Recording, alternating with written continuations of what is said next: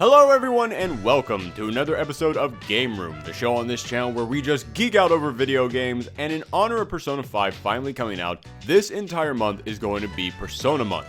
Now, if you've never played a Persona game, it's a series where you get stronger by getting to know people and getting involved in their stories, so you need some really compelling characters to make this mechanic pay off. Luckily, this series doesn't just have great characters, it has some of my favorite characters in any video game. So today, I'm counting down my top 10 favorite characters from the Persona series. Now, before we get into number 10, let's count down some honorable mentions. All of them. All the characters are honorable mentions. Yeah, as I said, having likable characters you care about is what makes these games work, so picking only 10 to talk about was one of the hardest lists I've ever had to make. In fact, I was tempted to make this a top 100 list just as a joke, just to see how obscure I could get with some of the characters I could mention on here, but then I realized that even as a joke, nobody would sit through that. Actually, I would probably sit through that, but you can't have a YouTube channel where you're the only one watching your own videos. So, just to warn you and to clarify, because this series has so many great characters, I repeat, these are my 10 favorite characters. I am in no way saying these are the best characters in the game, because there is no best character in the game. They're all winners. They're all special snowflakes in their own way. But these are the ones that I personally love the most. So make sure to let me know down below who were your favorite characters. Now, at number 10, Yosuke Hanamura.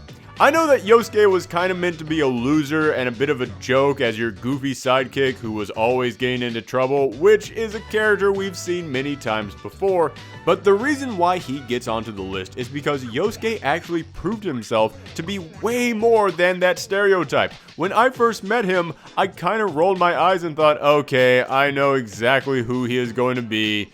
But then he proved himself to actually be kind of smart, a decent planner, always supportive, with a good heart who in the end does the right thing for others. Yes, I said he's just your sidekick, but he carries his own weight. Yes, he is a joke, especially when it comes to his obsession with hooking up, but again, he's got a heart to him. So for taking this character and giving him way more dimensions than any other game would, I have to tip my hat to this character.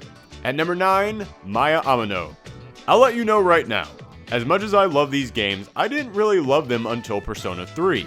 I still played the ones before that, but they honestly didn't have an impact on me. I didn't really care about them. And when it comes to the characters, I like the characters in 2 and 1, but not enough to throw any of them on this list, except for Maya.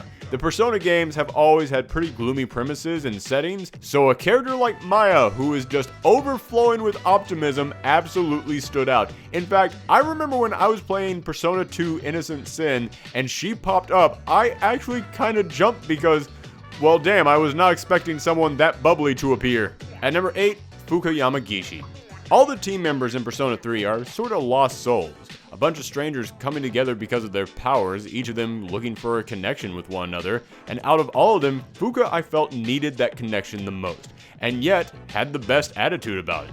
Fuka is the victim of constant bullying, yet she doesn't get jaded about it. She doesn't get angry. In fact, she tries to help her bully, and considering that she becomes your support character, that's actually exactly who I want in that role, someone who wants to protect others. And seeing how mousy and reserved she is makes it actually pretty emotional when she steps up to summon her persona. Number 7, Nanako Dojima. Remember how I said that when Yosuke popped up, I thought, oh, here we go, I know what kind of a character he's going to be, and then he proved me wrong? That goes double for Nanako. When she popped up, my first thought was, ah, crap, a cute kid sidekick. I bet they're going to go over the top with her cuteness and give her a catchphrase and try way too hard to make her lovable.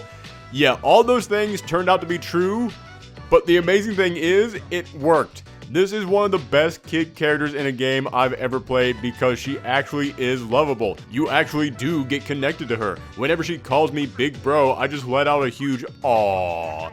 And when she was in danger, I honestly got worried about her. And the whole point of social links is to help these characters deal with their problems. And Nanako is dealing with the death of her mom and her dad growing distant, and she's like 6 years old. That poor kid. Someone buy her a pony. She earned it.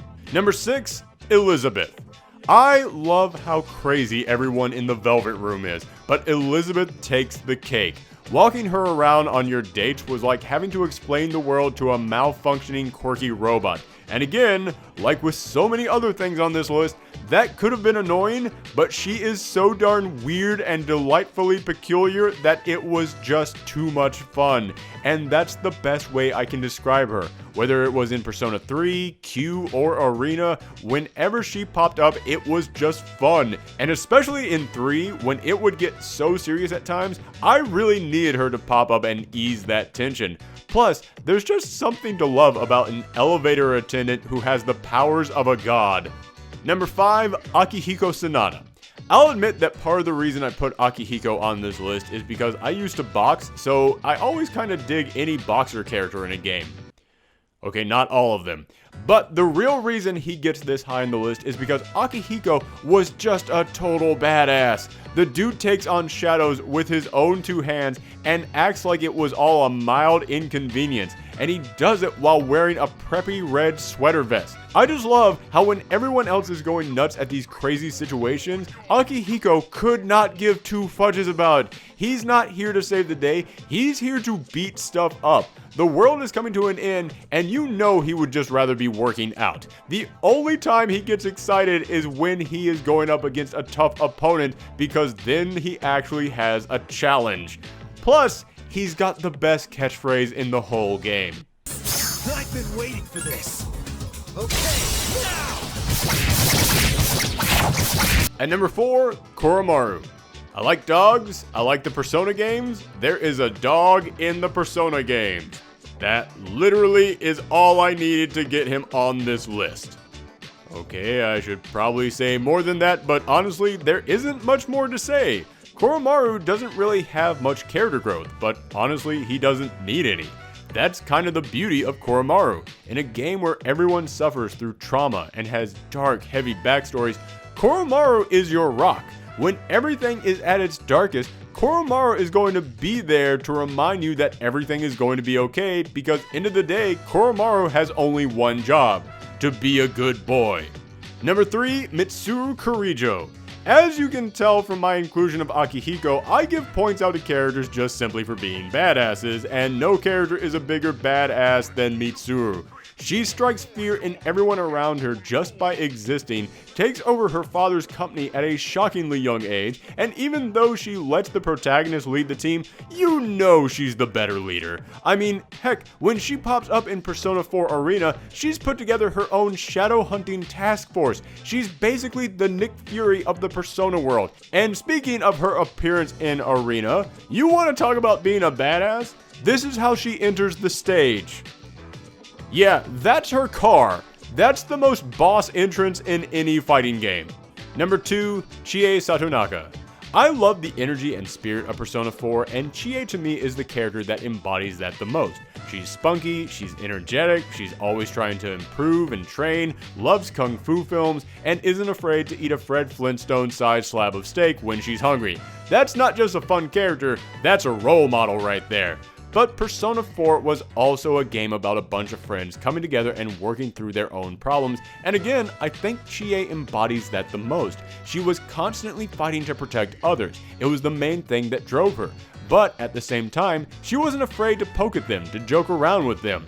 But behind that confidence and friendliness was a person who was constantly doubting herself and had to deal with her own emotional issues, but was able to overcome that thanks to everyone around her. As I said, when I think about what I loved about Persona 4, Chie is way up there. And at number 1, Kanji Tatsumi. Okay, there are many reasons why I love Kanji, but let's go ahead and get this one out of the way right now. I've already established that I love a good badass, and Kanji is a high schooler who beats up biker gangs single-handedly. So we'll just go ahead and give him a big old check mark in that spot and move on to the next point, which is that the only thing better than a badass is a badass with a heart of gold. You see, the thing that makes the characters in Persona so lovable and so memorable is that very often their inner selves go against their exteriors, and Kanji is the best example of that. As I said, he's a gruff brawler who beats people up first and asks questions never, but on the inside, He's just a scared kid who's trying to figure out his sexual orientation and is afraid that people will say he's not manly enough because he loves all things soft and cuddly. He's got a natural talent for sewing and knitting, and he loves doing it, but because of his looks, he's forced into a life of constant fighting and breaking the law. But, as I said, the Persona games are all about helping people work through their personal struggles, and when Kanji finally realizes, screw what people think, I'm going to start teaching kids how to knit stuffed animals because that's what I love to do, man, you just want to stand up and cheer because that's some of the best character development in this whole game. That's it for today's episode of Game Room. As I said, folks, this month we're celebrating all things Persona, so make sure that you click that subscribe button so you don't miss out. But also, we do videos on everything else from the world of geekery, including comics, games, movies, and more. And if you want to join us as we play through Persona 5, or at least up until the point where Atlas will let us play it, then join us on Twitch over at twitch.tv/ProfessorThorgy. Thanks again, everyone. Come back next time.